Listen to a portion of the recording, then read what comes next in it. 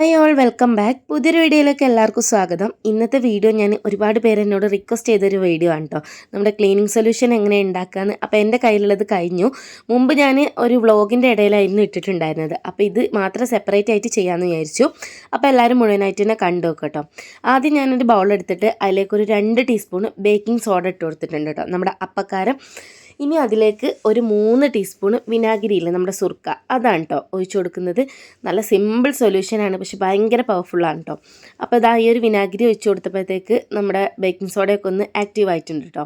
ഇനി അതിലേക്ക് ഞാൻ ചേർത്ത് കൊടുക്കുന്നത് ഒരു 1.5 ടീസ്പൂൺ നിറച്ച് നമ്മുടെ ഹാൻഡ് വാഷില്ലേ, അതാണ്. നിങ്ങൾക്ക് വേണമെങ്കിൽ നമ്മുടെ പാത്രം കഴുകുന്ന ലിക്വിഡില്ലേ, അത് വേണമെങ്കിലും ചേർത്ത് കൊടുക്കുക.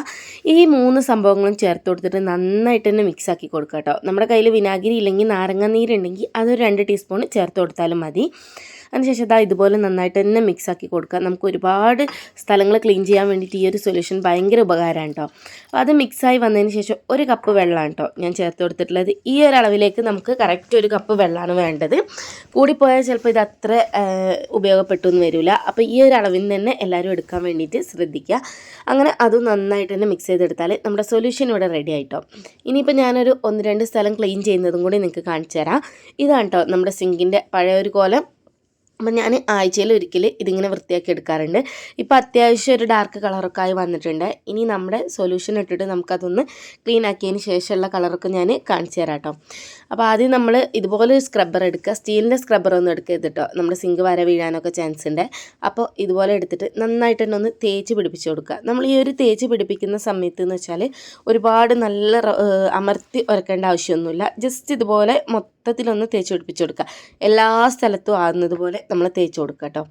അങ്ങനെ ഇപ്പോൾ ഇതാ ഏകദേശം ഞാൻ മൊത്തത്തിൽ ഇങ്ങനെ തേച്ച് കൊടുക്കുന്നുണ്ട്.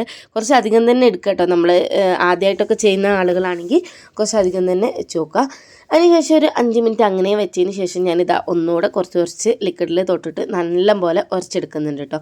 ഈ ഒരു സമയത്ത് നമ്മൾ കുറച്ചൊന്ന് പ്രഷർ കൊടുത്തിട്ട് തന്നെ ഉരച്ചെടുക്കുക. അങ്ങനെ ആകുമ്പോഴാണ് അത് നമ്മൾ നേരത്തെ തേച്ച് വെച്ചതൊക്കെ അതിന്മേൽ പിടിച്ചതിന് ശേഷം അതൊക്കെ പോക്കി കളയണമല്ലോ. അപ്പോൾ ഒന്ന് പ്രഷർ ചെയ്തിട്ട് തന്നെ ഉരച്ച് കൊടുക്കുക കേട്ടോ.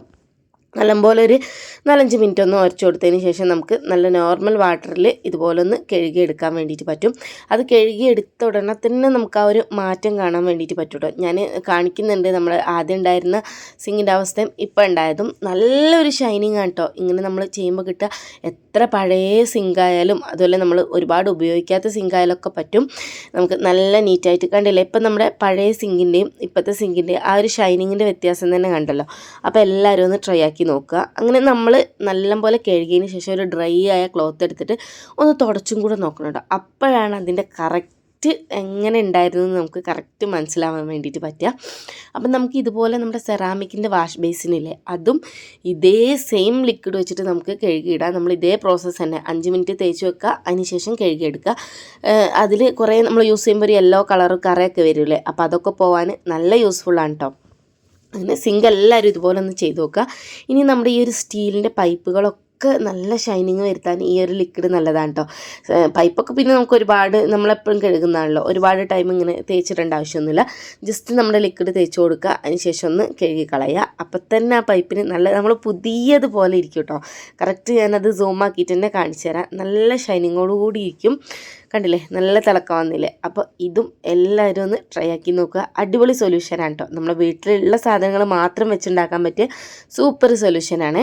അങ്ങനെ നമുക്ക് ഈ ഒരു സൊല്യൂഷൻ ബാക്കി ഉണ്ടാകുമ്പോൾ നല്ല ഉണ്ടാക്കുമ്പോൾ കുറച്ച് കൂടുതൽ ഉണ്ടാക്കുക. ശേഷം ഇതുപോലെ ഒരു സ്പ്രേ ബോട്ടിൽ എന്തിലേലും ആക്കി വെച്ചാൽ നമുക്ക് ആവശ്യാനുസരണം എടുത്തിട്ട് യൂസ് ആക്കാം കേട്ടോ.